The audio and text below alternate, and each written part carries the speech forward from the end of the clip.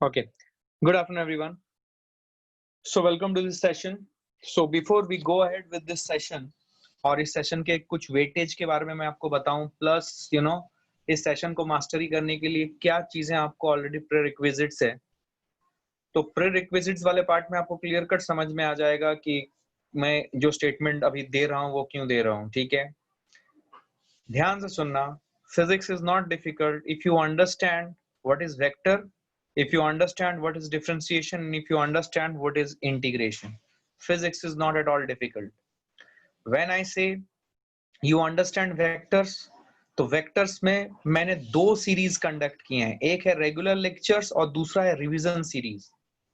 तो जो बच्चे नए हैं, मेरा उनसे रिक्वेस्ट है कि वो रिवीजन सीरीज देखें, बिकॉज वो कंडेंस्ड फॉर्म है और रिवीजन सीरीज को अच्छे से करें। प्लीज याद रखिएगा मेरी बात कि आपको ये समझना है कि जब आप फिजिक्स कर रहे हो, right, the important thing is this that you have to understand a lot of things. तो जब आप वीडियो देख रहे हो तो आप पैरेलली अपने नोट्स बनाते चलें। मेरा पढ़ाने का तरीका, मैं नोट्स बच्चों से लिखवाता हूँ। It will help you in two ways. पहला, आपकी बोर्ड्स की तैयारी साइमल्टेनियसली हो जाती है। आपको बोर्ड्स के लिए कोई सेपरेटली आपको एफर्ट्स लेने की जरूरत नहीं है, आपकी बोर्ड्स की तैयारी पैरेलली चलती है। और जब आप खुद से लिखते हो, मेरा पर्सनल ये मेरा लर्निंग है कि जब बच्चा खुद से नोट्स लेता है तो रिटेंशन जो होती है कोई भी कॉन्सेप्ट की, वो बहुत ज्यादा देर तक रहती है बच्चों के साथ। तो आप खुद से नोट्स लो, वीडियो देखो, खुद से नोट्स लो। तो अगर आप ये काम करते हो, trust me, you would be in a very good stead right from the beginning, और आपको सब्जेक्ट में कोई दिक्कत नहीं आएगी। ठीक है, you will not face any difficulties at all in the subject, और आपको एकदम आराम से आप सब कुछ समझते चलोगे। ठीक है, तो बेसिकली वीडियोस देखना जरूरी है जो मैंने आपको भेजा हुआ है। कुछ बच्चों को मैंने कुछ इनिशियल वीडियोस ही भेजे हैं, तो उनको डिटेल्ड में सारे वीडियोस देखने हैं, लेकिन मैंने छोटे छोटे बिट्स एंड पीसेस में भेज रहा हूं ताकि आप कंप्लीट कर सकें। आपको कोई भी 2 दिन इस वीक का सिलेक्ट कर लेना है, और उस 2 दिन में आपको टारगेट करना है कि मैं 6 वीडियोस देख लूं। मतलब ऑलमोस्ट लाइक 12 घंटे का आपको पढ़ाई करनी पड़ेगी 2 दिन में। और जब आप वो देख रहे हो वीडियोस, तो पैरेलली आपको नोट्स भी बनाते चलना है अपना। पॉज करो, नोट्स बनाओ, जहां पे नहीं समझ में आया दोबारा देखो। कोई इश्यू हो रहा है, वो इश्यू का स्नैपशॉट लेके मेरे को भेजो। Stay in touch with me and you would be good to go, right. So please understand that. ये आपको अपने दिमाग में एकदम सेट करना है। ठीक है, now let's go to the agenda straight away. ठीक है, तो मैं, ध्यान से सुनना। So today we are going to start with the topic which is kinematics. ठीक है,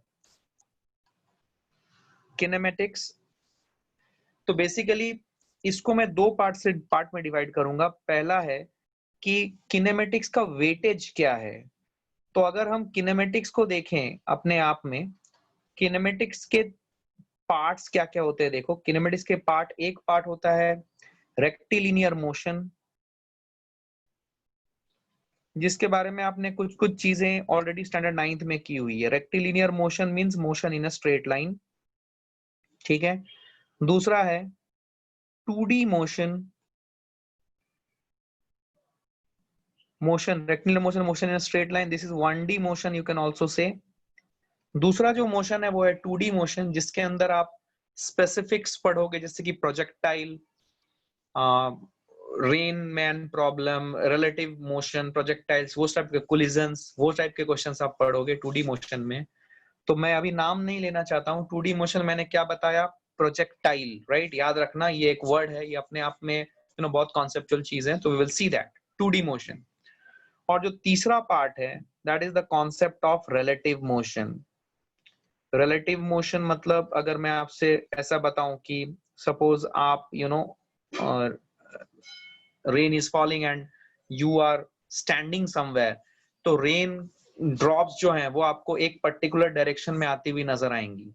लेकिन अगर आप चलने लगो अलग अलग डायरेक्शन में, तो रेन आपको अलग अलग एंगल्स में आती हुई नजर आएंगी। तो इस वैरायटी के क्वेश्चंस हम लोग रिलेटिव मोशन में करेंगे। तो ब्रॉडली आपकी जो पूरी किनेमेटिक्स है, ये पूरी किनेमेटिक्स आपकी इन 3 एरियाज में डिवाइड होती है। अब ये 3 एरियाज में से अगर आपसे कोई पूछे कि किस एरिया में से सवाल आएगा, डेफिनेटली बोलो नॉट नोन। इनमें से कहीं से स्टैंड अलोन क्वेश्चंस भी आ सकते हैं या फिर इनके एप्लीकेशन वाले क्वेश्चंस भी आपको पूछे जा सकते हैं, right? So kinematics forms the base of physics, because kinematics के कॉन्सेप्ट आपको बाद में हर जगह मिलने वाला है कि मोशन हुआ, वेलोसिटी कितनी, एक्सेलरेशन कितना, डिस्प्लेसमेंट कितना, ये सब आपको ऑलमोस्ट फिजिक्स के हर एक सब टॉपिक में या टॉपिक में आपको डील करने की जरूरत पड़ेगी।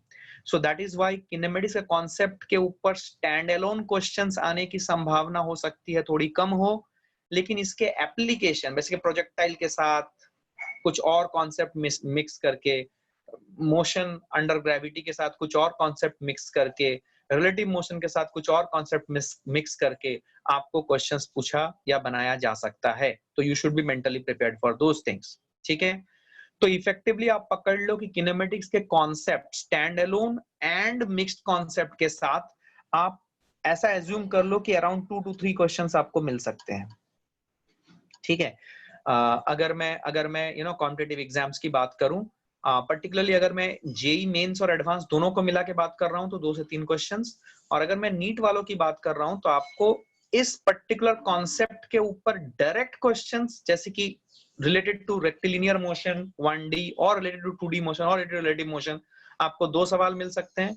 लेकिन इसके एप्लीकेशन के साथ आपको कितने भी नंबर ऑफ सवाल मिल सकते हैं एप्लीकेशन के साथ, जहां पे आपको किनेमेटिक्स लगाने की जरूरत पड़ेगी। So that is why I have told you in the beginning also that this topic forms the base of your physics course.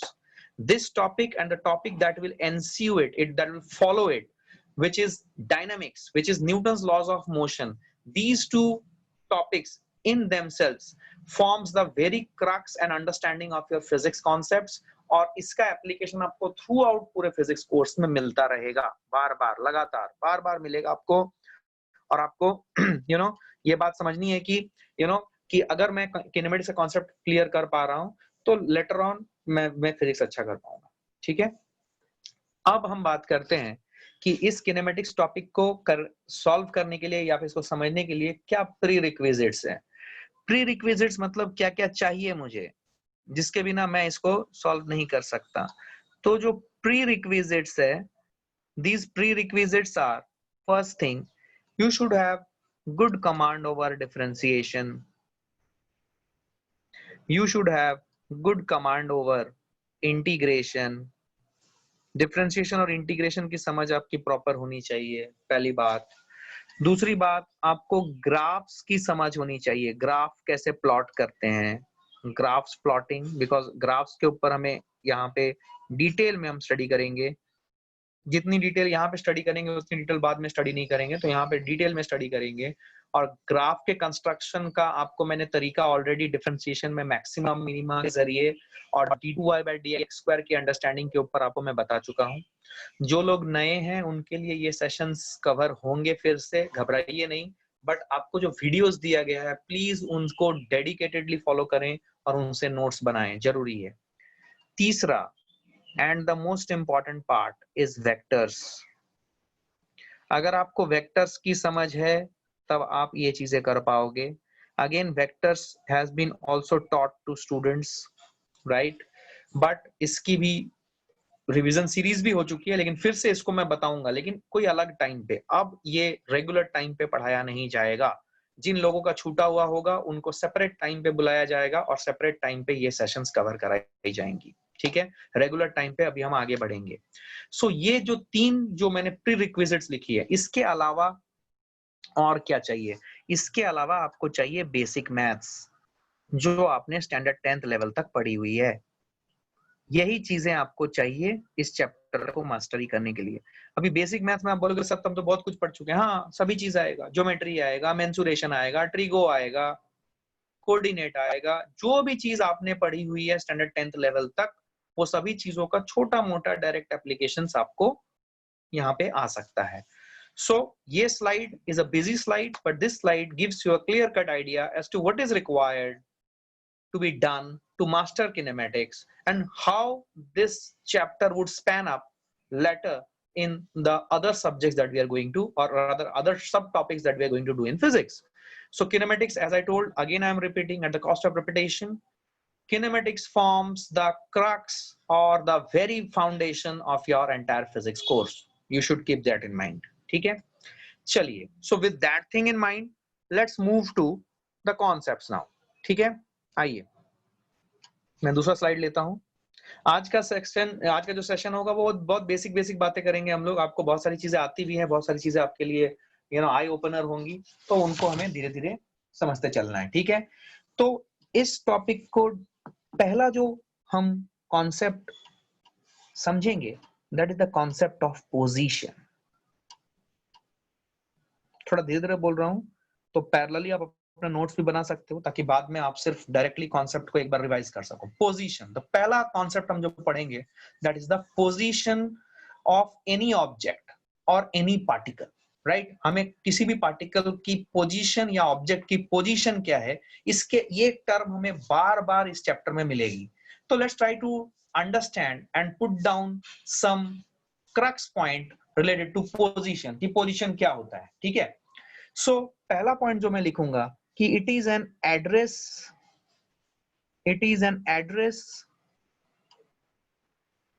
मैं हाथ से लिख रहा हूं guys, I am extremely sorry but I am helpless today. It is an address और location, it is an address और location of any particle or object. That is what is the position, any particle or object। तो ये क्या है, उसका address है या फिर उसका लोकेशन है किसी भी पार्टिकल और ऑब्जेक्ट का, that is what is the position. ठीक है, पहली बात। दूसरी बात, it is a vector quantity. मैं 2-3 बातें इसके ऊपर एक्सप्लेन करूंगा, कुछ मेजर क्रक्स पॉइंट पहले लिखता हूं ताकि आपके पास कुछ चीजें रेफर करने के लिए हो जाए। It is a vector quantity, सब लोग अपना नोट्स लेते चलो। It is a vector quantity. Vector के बारे में हमारी समझ बहुत स्ट्रांग है अभी, कुछ लोगों के लिए एकदम नया है वेक्टर, तो उनको बताया जाएगा, don't worry. It is a vector quantity. ठीक है, अच्छा, इसकी जो यूनिट होती है, इसकी यूनिट होती है एसआई यूनिट।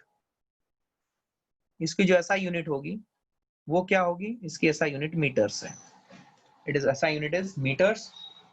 ठीक है, अच्छा, अब इंपॉर्टेंट चीज, किसी भी जगह की पोजीशन जब हम बताते हैं, तो पोजीशन बताने के लिए हमें एक रेफरेंस पॉइंट चाहिए। फॉर एग्जांपल, मैं अगर आपसे बोलूं कि Kranti Chowk, suppose I stay in Srinagar, तो श्रीनगर में मैं रह रहा हूं, तो श्रीनगर से अगर कोई मेरे से पूछे, श्रीनगर में कोई बंदा आया और मेरे से पूछा कि मुझे क्रांति चौक जाना है, कैसे जाऊं, तो मैं उसे बोलूंगा कि देखो तुम काल्डा कॉर्नर में हो, काल्डा कॉर्नर से तुम नॉर्थ की तरफ चले जाओ या सीधा चले जाओ, फिर तुम लेफ्ट टर्न लो, लेफ्ट टर्न लोगे, सीधा चले जाओगे तो तुमको क्रांति चौक मिल जाएगा। Right, something like that. तो बेसिकली कभी भी सर एसआई यूनिट पोजीशन की एसआई यूनिट मीटर है। ठीक है, हम पोजीशन के बारे में बात कर रहे हैं, तो पोजीशन की एसआई यूनिट मीटर है। ठीक है, ओके। तो मैंने जैसा बोला कि फॉर एग्जांपल, और एक एग्जांपल लेते हैं कि suppose if I ask you, I mean Aurangabad, person comes to me in Aurangabad and asks me where is Jalna, so I have to tell that Jalna is somewhere around 70 kilometers from Aurangabad in a given direction। तो basically कभी भी किसी भी particle या object की position decide करने के लिए हमें एक और महत्वपूर्ण पॉइंट की जरूरत होती है, and that is a reference point. तो पोजीशन को डिफाइन प्रॉपरली करने के लिए हमें क्या चाहिए, we need a reference point. So to define position,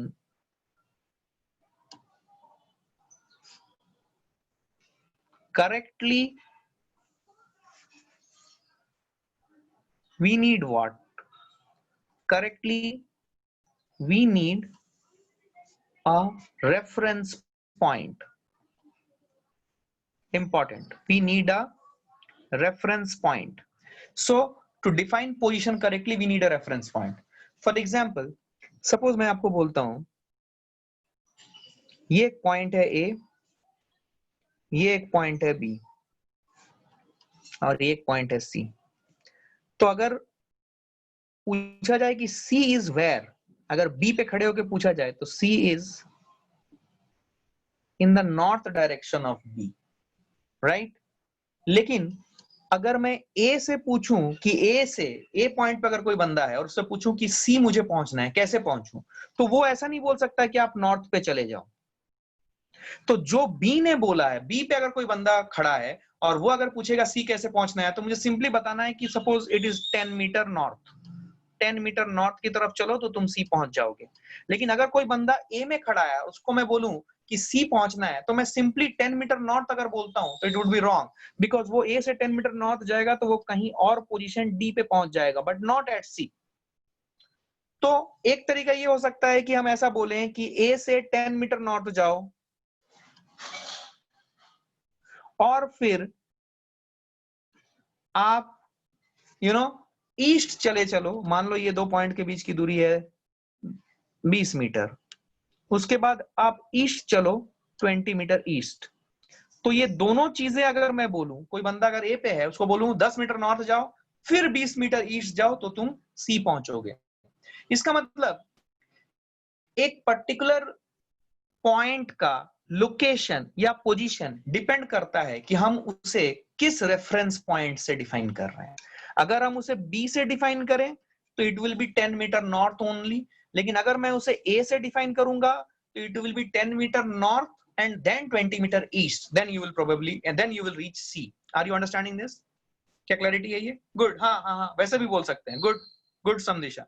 या फिर आप ऐसे भी बोल सकते हो कि ए से, मैं वो चीज बताने वाला था, ए से ऐसे चले जाओ, दैट इज 10। ये क्या हो जाएगा? क्या आपको दिख रहा है कि ये जो ट्राइंगल है CAD, it's a right angle triangle, तो it will be under root of, good, under root of 10 square plus 20 square, which is under root of 500. Under root of 500 is 5 into 100, that is 10 root 5, right? 10 root 5 towards northeast, towards northeast जाओ।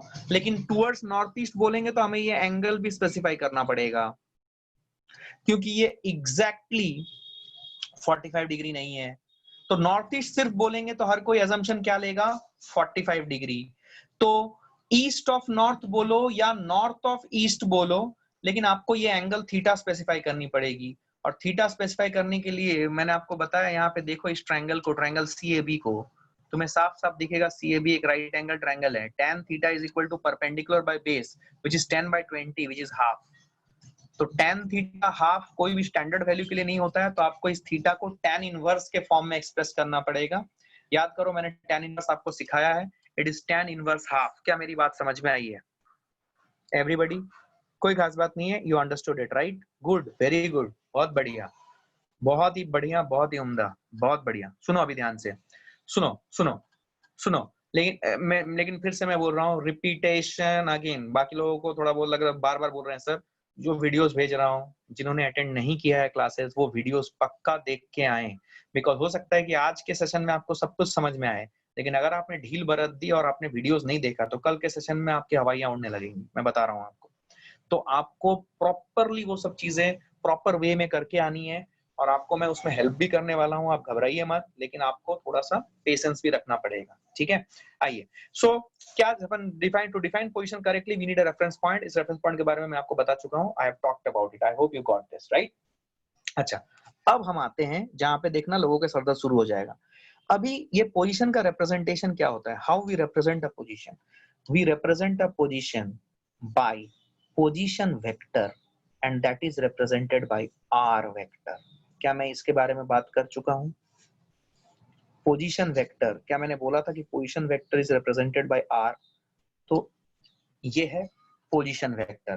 तो किसी भी position को represent करने का सबसे simple तरीका, या फिर फिजिक्स में यूज होने वाला सबसे आसान और सबसे ज्यादा जो हम यूज करते हैं, that is the position vector concept. तो पोजीशन वेक्टर कॉन्सेप्ट में बता देता हूं, it is a free vector और a bound vector. It is a bound vector. ये एक बाउंड वेक्टर है, चिंता मत करो, इसके ऊपर बातचीत है, सारा वीडियोस अवेलेबल, सिर्फ आपको देखना है। सो आर वेक्टर जो है, it's a bound vector. R vector is a bound vector, ठीक है? बाउंड वेक्टर क्यों? क्योंकि इसका टेल जो है, इस पोजीशन वेक्टर का, वेक्टर का टेल और हेड होता है। इसका जो टेल है, ये टेल हमेशा कहाँ पे मिलता है हमें? ओरिजिन पे मिलता है। तो ओरिजिन जब 0 0 0 लिया है तो हम कौन सा कोऑर्डिनेट सिस्टम देख रहे हैं? 3D coordinate system. कभी कभी 2D में अगर बात करें तो 0,0 भी ले सकते हैं, ये ओरिजिन होता है, बट ये 2D सिस्टम या एक प्लेन में बात करते हैं हम। मेजरली हमें 2D कोऑर्डिनेट सिस्टम की ही जरूरत पड़ती है या 2D सिस्टम की जरूरत पड़ती है बिकॉज हम प्लेन में मोशन कंसिडर करते हैं। प्लेन, प्लेन, PLANE, समझते हो? प्लेन मतलब आप जो स्क्रीन आपके सामने है वो एक प्लेन है। 3D मतलब वो जो रूम है। 3D मतलब स्पेस का आपको सेंस मिलता है। जैसे एक चिड़िया, चिड़िया जब उड़ता है या उड़ती है तो वो स्पेस को यूटिलाइज करती है या स्पेस यूटिलाइजेशन होता है, तो उसके मोशन को रिप्रेजेंट करने के लिए आपको 3D कोऑर्डिनेट्स चाहिए। लेकिन अगर चींटी चलेगी दीवार पे या चींटी चलेगी जमीन पे तो उस केस में उसके मोशन को डिस्क्राइब करने के लिए आपको क्या चाहिए?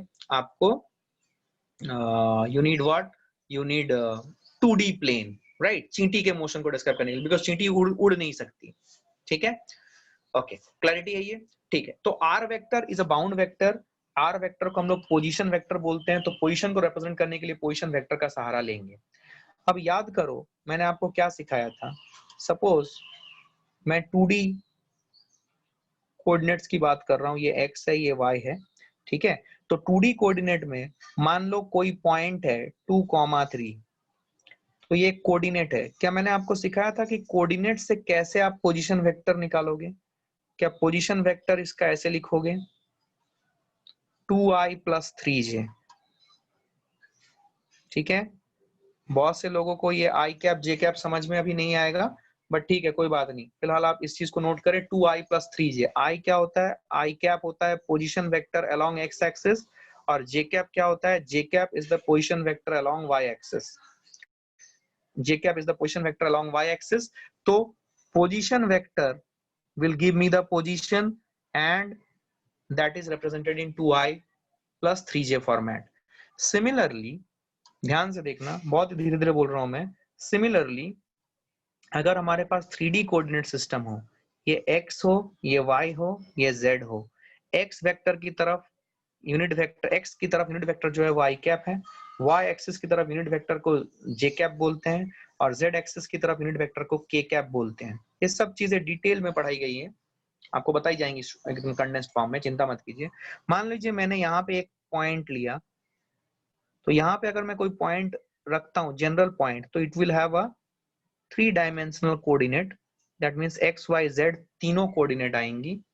तो इस कोऑर्डिनेट के कॉरेस्पॉन्डिंग जो पोजीशन वेक्टर बनेगा वो कैसे बनेगा?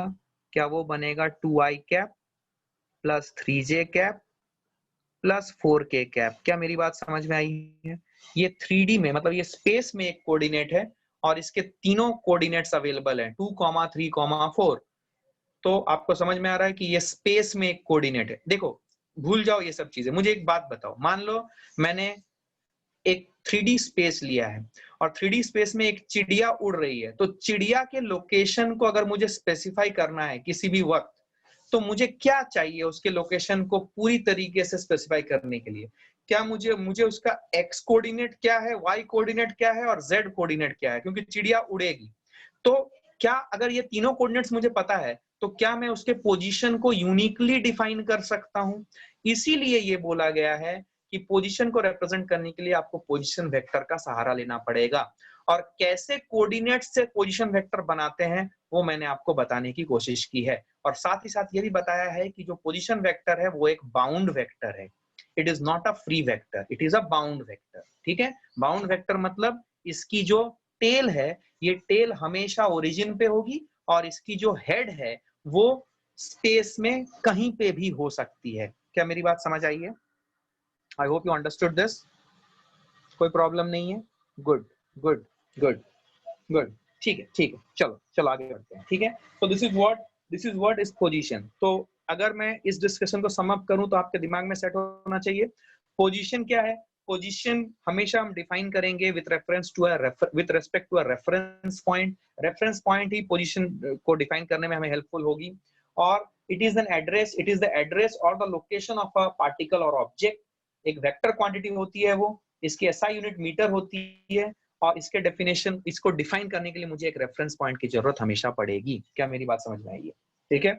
अच्छा, ये पोजीशन है, ठीक है, दिस इज द पोजीशन, ठीक है, पोजीशन। तो पोजीशन रिप्रेजेंट करने के लिए मुझे पोजीशन वेक्टर की जरूरत पड़ेगी, which is a bound vector. पढ़ चुके ये सब चीजें, गुड। चलिए आगे बढ़ते हैं। नेक्स्ट जो कॉन्सेप्ट है वो कॉन्सेप्ट है टाइम का। ये अपने आप में बहुत विचित्र कॉन्सेप्ट है। टाइम की आपको डेफिनेशन मिल जाएगी किताबों में अगर आप देखोगे, लेकिन वो डेफिनेशन से क्लैरिटी नहीं आती है कि व्हाट इज टाइम। देखिए, आपको कुछ चीजें समझनी पड़ेंगी। अभी आप फिजिक्स समझ रहे हो, देखो कुछ चीजें होती है ना जिसे आप डिफाइन कर सकते हो, जिसे आप शब्दों में बांध सकते हो। There are few physical quantities which you can define.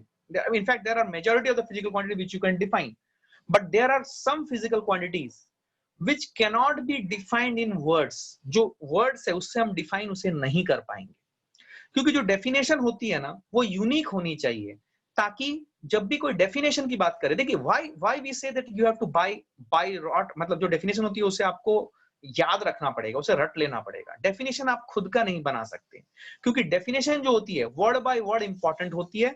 और डेफिनेशन जब मैं किसी भी चीज का बोलूं तो उस डेफिनेशन की मीनिंग इंडिया में जो होगी वही यूएस में होगी, वही यूरोप में होगी, वही अफ्रीका में होगी, वही ऑस्ट्रेलिया में होगी। कोई भी बंदा जो एक पर्टिकुलर चीज को डिफाइन कर रहा है, डेफिनेशन मतलब उसे शब्दों में बांध देना, और वो शब्दों में हेराफेरी नहीं हो सकती, क्योंकि शब्दों के हेराफेरी के साथ साथ मीनिंग भी बदल जाते हैं। तो इसीलिए डेफिनेशन जब मैं बोलूं तो वो definition has to be same by all Tom Dick and Harry living in any part of the world. क्या मेरी बात समझ में आ रही है? तो टाइम एक ऐसा विचित्र फिजिकल क्वांटिटी है जिसको डेफिनेशन या डिफाइन करना इट्स वेरी डिफिकल्ट। इसके डेफिनेशंस अवेलेबल हैं, लेकिन वो डेफिनेशन से हमें वो फील नहीं आती है टाइम की। प्रॉब्लम ये है टाइम के साथ कि हम टाइम को अपने सेंसेस, हमारे पास 5 सेंसेस हैं, उन सेंसेस से हम टाइम को देख, सुन, सूंघ या टच नहीं कर सकते, या फील भी नहीं कर सकते, स्मेल भी नहीं कर सकते। टाइम की कोई स्मेल नहीं होती, टच नहीं कर सकते कि ये छू दिया, ये इतना टाइम हुआ, इतना टाइम, एटसेट्रा एटसेट्रा। उसको सुन भी नहीं सकते, टाइम देख नहीं सकते। देखो, आप बोलोगे कि सर हम घड़ी से तो देखते हैं, पर घड़ी से आप कुछ अलग देखते हो। आप घड़ी के कांटों के लोकेशन देख के कुछ उससे इंटरप्रेट करते हो। आप टाइम को नहीं देख सकते कि मैंने टाइम देख लिया, बूढ़ा आदमी था, ऐसा नहीं है। आप टाइम नहीं देख सकते, ठीक है? तो सो प्लीज अंडरस्टैंड दिस। तो टाइम यू कैनॉट सी। तो it is something like this. देखो ध्यान से, सपोज मैं आपको बोलूं define blue colour, how would you define blue colour? It's a very interesting question. इस डिस्कशन से माध्यम से मैं आपको कुछ समझाने की कोशिश कर रहा हूं कि suppose if I ask you to define blue colour की ऑपरेशनल डेफिनेशन या डेफिनेशन बोलो, तो you would be at loss of words to define blue colour. You all have seen blue colour. तो आप कैसे बोलोगे देखो ये है ब्लू कलर? आप ब्लू कलर लोगे, कलर ऑफ द स्काई, या ब्लू कलर लोगे दिस इज ब्लू, ऐसा बोलोगे, लेकिन आप ब्लू को डिफाइन नहीं कर पाओगे। वैसे ही हम अपने 5 सेंसेस की मदद से टाइम को डिफाइन नहीं कर सकते। So don't put your heart and soul into defining time. Don't go by it. हमें फिजिक्स के प्रॉब्लम सॉल्व करने के लिए टाइम के 2 एस्पेक्ट को स्टडी करना पड़ता है। क्या है वो? एक है time instant,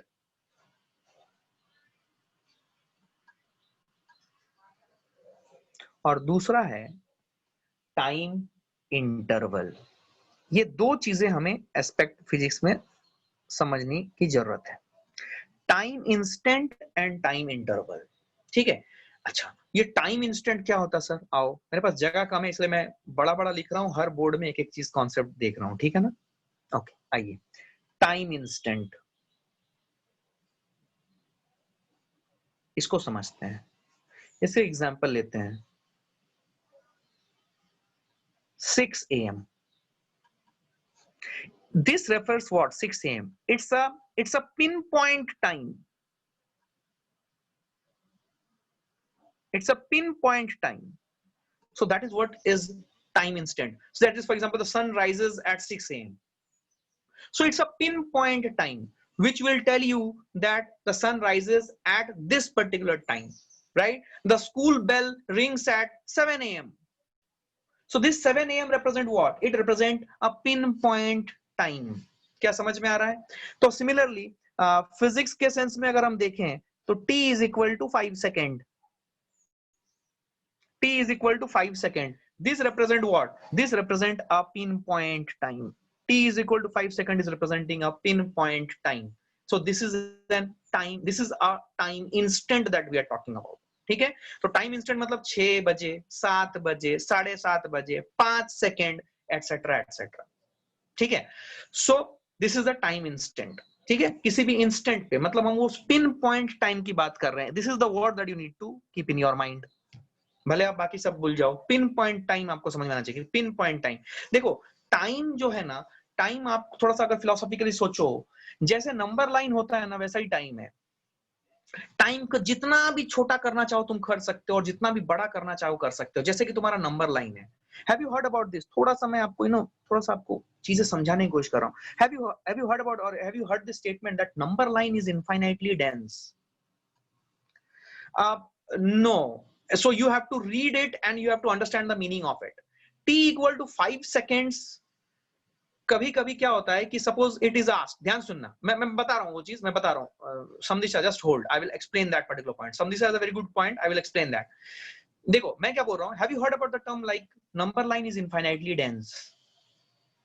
you have heard about it, right? Number line is infinitely dense मतलब देखो, तुम छोटा से छोटा नंबर भी जो इमेजिन करो उसे तुम नंबर लाइन पे पुट कर सकते हो. बोल चमका कि नहीं? जितना छोटा से छोटा नंबर ले लो उसे तुम नंबर लाइन में पुट कर सकते हो. और मैं तुम्हें एक कॉन्सेप्ट बता रहा हूं, ध्यान सुनो, इट्स अ फिलोसॉफिकल पॉइंट. जब तुम बहुत सारी किताबें पढ़ोगे और समय के साथ तुम्हें ये बात फील आएगी.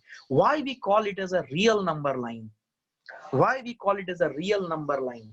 देखो रियल नंबर लाइन में जो भी हम नंबर्स ले रहे हैं उन नंबर्स के कॉरेस्पॉन्डिंग हो सकता है कि इस पूरे ब्रह्मांड में, यूनिवर्स में उस साइज का क्रिएचर या कुछ ना कुछ हमें मिल जाए. क्या मेरी बात समझ में आ रही है? तुम लॉजिकली सोचो, why I am saying number line is infinitely dense. देखो तुम कोई भी दो नंबर, जितना भी छोटा नंबर तुम इमेजिन कर सकते हो करो, तुमको दिखेगा कि उन दो छोटे नंबर के बीच में भी तुम इनफाइनाइट नंबर्स पुट कर सकते हो. Are you understanding this? तुम कोई भी दो छोटा नंबर सोचो, 0 एंड 0.0000001, इनके बीच में भी तुम और इनफाइनाइट नंबर्स पुट कर सकते हो. और पहला नंबर और जो इनफाइनाइट नंबर पुट किए उसमें से भी जो पहला दो नंबर हुए उनके बीच में फिर से इनफाइनाइट नंबर पुट कर सकते हो. इसलिए बोला जाता है कि number line is infinitely dense. उसी तरीके से time instants can also be anything which can come in your mind. Anything, अपने मन को विचार स्वच्छंद छोड़ो, तुम कोई भी पिन पॉइंट टाइम तुम इमेजिन कर सकते हो. हाँ, ये अलग बात है कि हम उस पिन पॉइंट टाइम को मेजर कर सकते हैं कि नहीं, बट तुम्हारा मन जो सोचता है वो एक रियल नंबर लाइन का नंबर ही होगा, and that will be a pin point time that we are talking. ठीक है, अब देखो समदिशा ने एक बहुत अच्छा सवाल पूछा. समदिशा ने सवाल पूछा कि sir t equal to 5 second, तो it will be an interval ना. तो वो डिपेंड करेगा कि क्वेश्चन का कंटेक्स्ट क्या है. फॉर एग्जांपल अगर किसी ने आपसे पूछा what is the distance travelled इन, सुनना ध्यान से, what is the distance traveled in 5 seconds? When somebody is asking you this, distance traveled in 5 seconds, यहाँ पे ये 5 सेकंड जो है ये पिन पॉइंट टाइम नहीं है. The meaning of that person is to ask you what is the distance travelled. अगर कुछ नहीं बोला है, फ्रॉम 0 सेकंड टू 5 सेकंड, तो 0 से 5 सेकंड जो है वो एक इंटरवल है. तो भले ही वो लिख रहा है what is the distance travelled in 5 second, but t equal to 5 second is a pin point time. But here the person is asking you about an interval, but he is stating it in forms of a pinpoint time. But his intention is to ask you about an interval. क्या मेरी बात समझ आई है? बहुत ही response कम है, बहुत ही basic chapter है, इसी में ये हालत है तो आगे पता नहीं क्या होगा. क्या मेरी बात समझ में आ रही है everyone? Good good good. So time instant जब मैं बोलूं, याद रखना, it's a pin point time. It refers to a point time of this infinitely dense time. आप टाइम स्केल बोल लो, उसमें से किसी भी पिन पॉइंट टाइम को रिप्रेजेंट करेगा. दूसरा जो है, जो मैं आपको ऑलरेडी बता चुका था, उसको मैं लिखता हूं यहाँ पे. दूसरा जो है वो है टाइम इंटरवल. टाइम इंटरवल दो पिन पॉइंट टाइम के बीच में भी हो सकता है. समझने वाली बात, दो पिन पॉइंट टाइम या दो इंस्टेंट्स के बीच में टाइम इंटरवल होता है. ये इंपॉर्टेंट बात है. दो इंस्टेंट्स के बीच में, टाइम इंस्टेंट्स के बीच में इंटरवल होता है. टाइम इंटरवल होता है। For example t equal to 0 to t equal to 5 seconds, इतने ये t equal to 0 to t equal to 5, this will represent a interval. लेकिन t equal to 0 is an instant and t equal to 5 is also an instant of time. तो दो instant के बीच में interval define होता है। क्या मेरी बात समझ में आ रही है? ठीक है। अच्छा, टाइम की एसआई यूनिट क्या है? टाइम की एसआई यूनिट क्या है? What is the SI unit of time?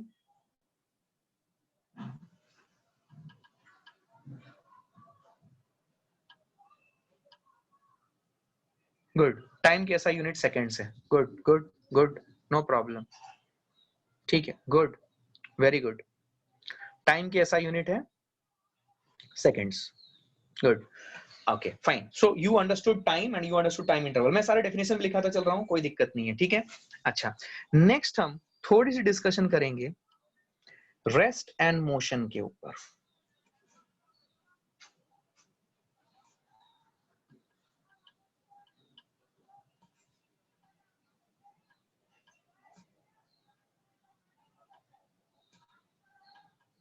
ये आप पढ़ चुके हो, आपने इसके ऊपर बहुत सारी चीजें स्टैंडर्ड 9th में पढ़ी हुई है कि rest and motion are never an absolute thing, they are relative thing. याद है, आपने पढ़ा था 9th 10th में। मैं तो उसके ऊपर तो चर्चा होगी पूरे डिटेल में।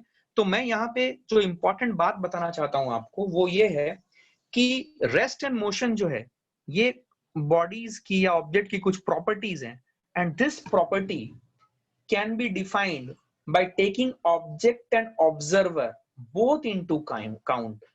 ठीक है। मतलब रेस्ट एंड मोशन जो होती है ना, ये ऑब्जेक्ट एंड ऑब्जर्वर दोनों के बेसिस में डिसाइड होती है, किसी एक के बेसिस में नहीं। क्या समझ में आया आपको? रेस्ट एंड मोशन जो होती है, this is the property of any object that can be defined. तो rest and motion can be defined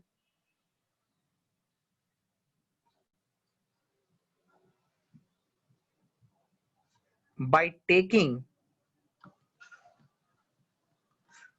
object and observer both into count and observer both into count, दोनों को consider करते हुए ही आप rest and motion define कर सकते हो। आप रेस्ट एंड मोशन कभी भी सिर्फ ऑब्जेक्ट को देख के आप डिफाइन नहीं कर सकते हो। बिल्कुल सही वैभव, व्हेन वी से rest and motion relative, I am avoiding that term relative because वो आएगा समय के साथ, आपको कुछ कुछ चीजें पता है तो कोई बात नहीं, good, you are in the right path. ठीक है, बट मैं उस स्टेटमेंट को अभी थोड़ा सा अवॉइड कर रहा हूँ। ठीक है। सो रेस्ट एंड मोशन जो है ये कंबाइंड प्रॉपर्टी है ऑब्जेक्ट का और ऑब्जर्वर का। सिर्फ एक के रेस्पेक्ट में आप रेस्ट या मोशन डिफाइन नहीं कर सकते हो। फॉर एग्जाम्पल ये कॉमन स्टेटमेंट आपको समझ में भी आ जाएगा। सपोज एक गाड़ी चल रही है और आप उस गाड़ी के अंदर हो, और आपने जो बैग है, वो गाड़ी चल रही है, आप गाड़ी के अंदर हो और आपने अपने हाथ में जो बैग था वो बैग को आपने एक सीट के ऊपर रख दिया। तो आप जब उस बैग का बैग का रेस्ट या मोशन डिफाइन करोगे, आप क्या बोलोगे? बैग रेस्ट पे है, सीट पे बैठा हुआ है, सीट पे मैंने बैग रख दिया। क्या बात समझ में आ रही हो? क्या आप ऐसा बोलोगे कि बैग चल रही है 100 किलोमीटर प्रति आवर से या फिर 80 किलोमीटर प्रति आवर से? आप सुनो मेरी बात ध्यान से, आप उस कार के या फिर उस व्हीकल के अंदर हो, आपने उस बैग को एक सीट के ऊपर रख दिया है, तो आप उस बैग को कैसे डिफाइन करोगे? आप उस बैग को बोलोगे कि वो रेस्ट में है। तो यहां पे वो ऑब्जेक्ट रेस्ट या मोशन में है, that is defined by taking into consideration both the object and the observer. Simply सिर्फ ऑब्जेक्ट को देख के हम नहीं बता सकते।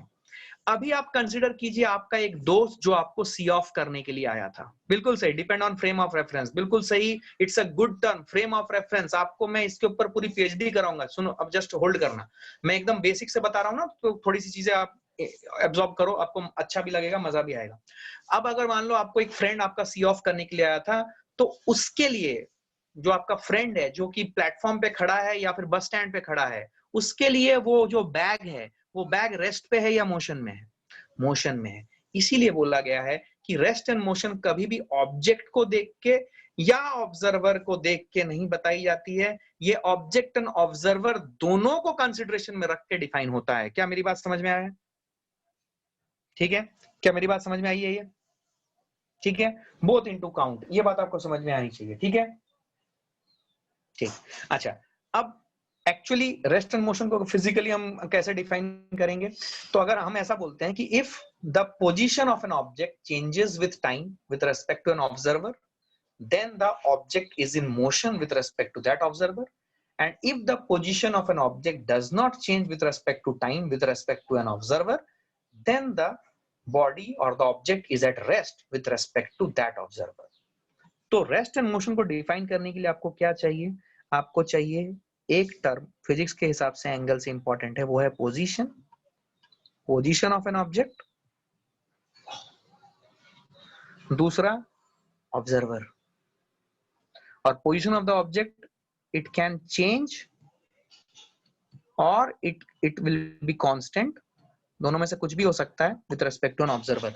तो पोजीशन ऑफ एन ऑब्जेक्ट अगर चेंज होगा with respect to an observer, then the body would said to be in motion with respect to that observer, and if the position of an object is constant or does not change with respect to an observer, then we can say that the body is at rest with respect to this observer. Yes, you are right Aryaman, clarity है ये? क्या मेरी बात समझ में आ रही है? आपका मैंने स्टेटमेंट देखा, ठीक है। चलो अब नेक्स्ट बात करते हैं, छोटे छोटे टर्म्स हैं यार, चिंता मत करो। नेक्स्ट बात करेंगे डिस्प्लेसमेंट की। Let's talk about displacement.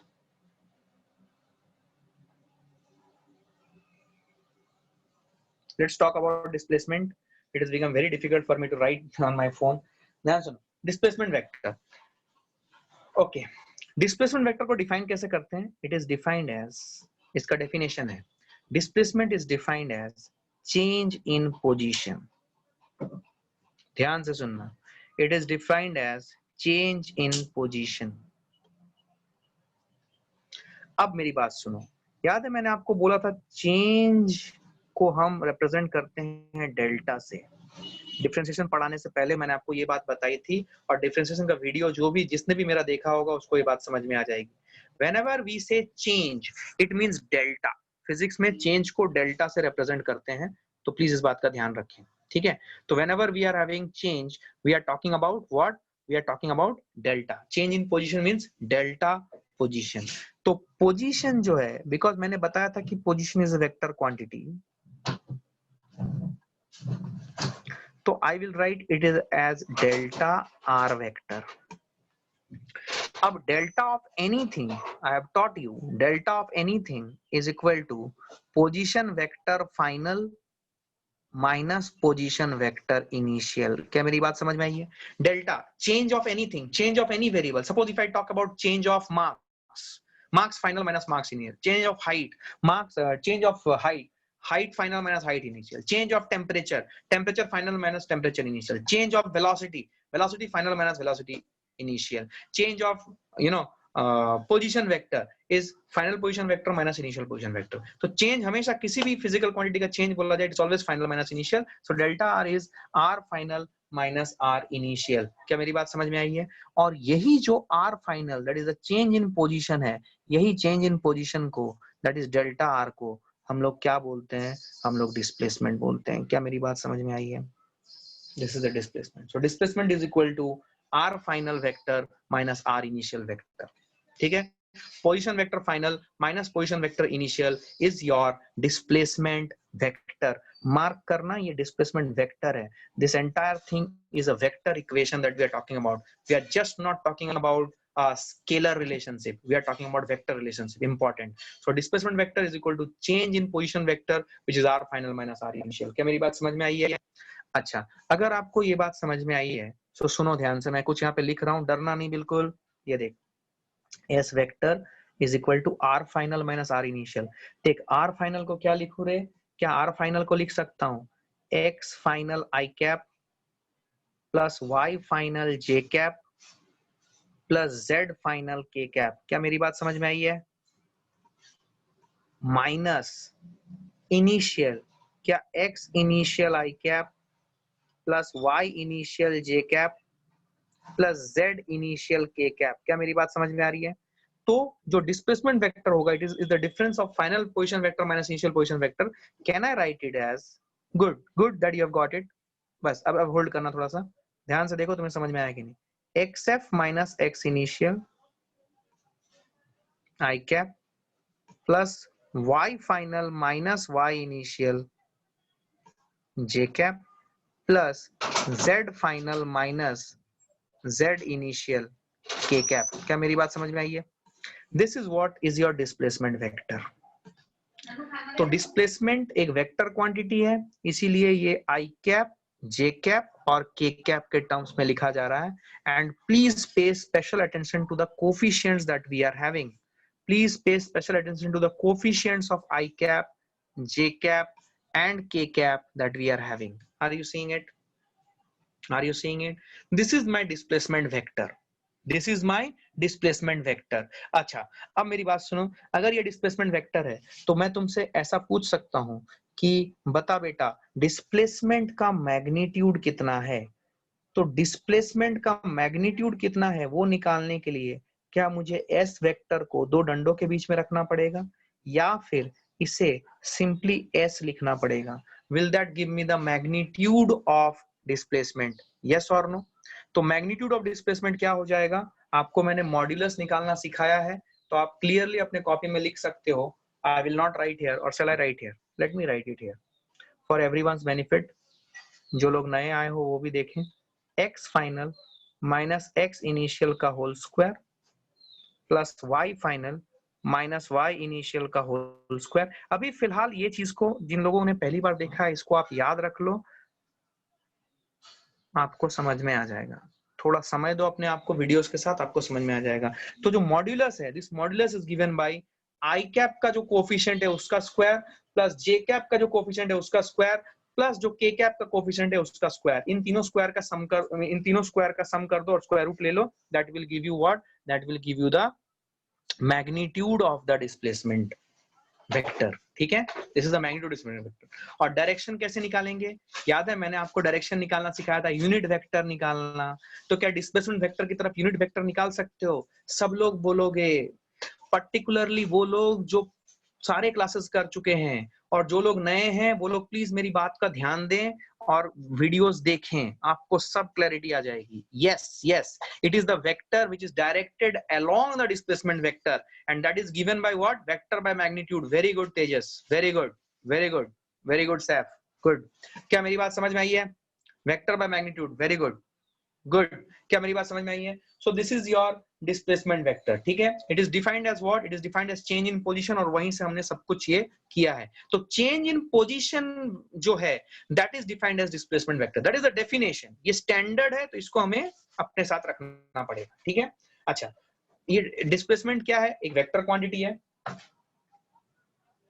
ठीक है, अच्छा, अब ध्यान सुनो, मैं यहाँ पे कुछ लिख रहा हूं। Magnitude of displacement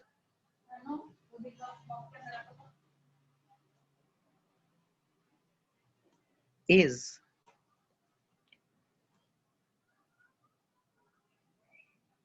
length of the straight line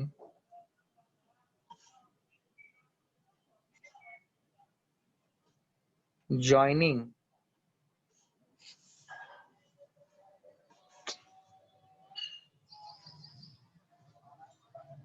initial and final position। yes or no?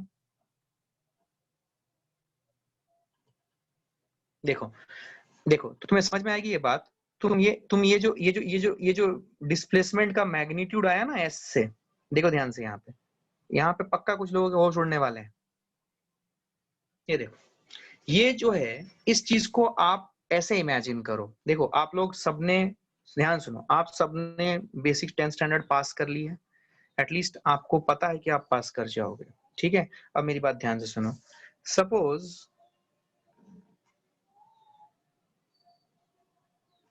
चिड़िया का लोकेशन ये था और चिड़िया ऐसा उड़ के यहाँ पहुंच गया।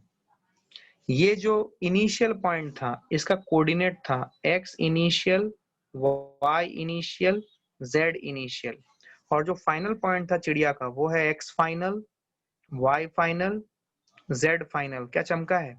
अब मेरी बात सुन, जो डिस्प्लेसमेंट का जो मैग्नीट्यूड है ना बेटा, वो इन दोनों को ज्वाइन करने वाला जो लाइन है इसका लेंथ है। ये इनिशियल है, सुनना ध्यान से, ये इनिशियल है और ये फाइनल है। इन दोनों को ज्वाइन करने वाली जो स्ट्रेट लाइन की लेंथ है, that is what we have spoken about here. कहां पे? वो under root of xf minus xi whole square plus yf minus yi whole square plus zf minus zi whole square. क्या मेरी बात समझ में आ रही है? What is that? अगर तुम कोऑर्डिनेट के हिसाब से भी सोचोगे, is it a straight line joining the initial coordinate and the final coordinate? Yes, no, maybe यार. Yes, no, maybe. याद कर, कोऑर्डिनेट पढ़ा हुआ है तूने, बोल हाँ या ना. तो मेरी बात समझ में आई है everyone?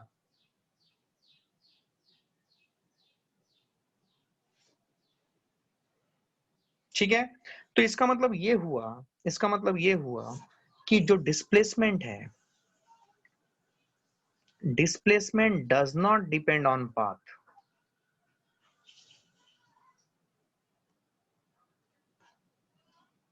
Displacement does not depend on path.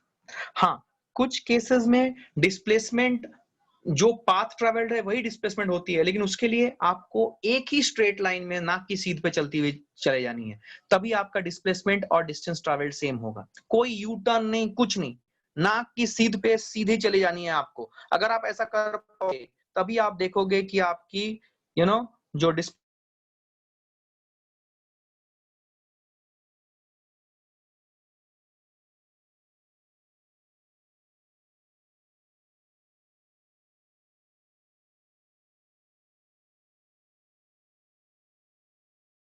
से, तो ये है displacement does not depend on path.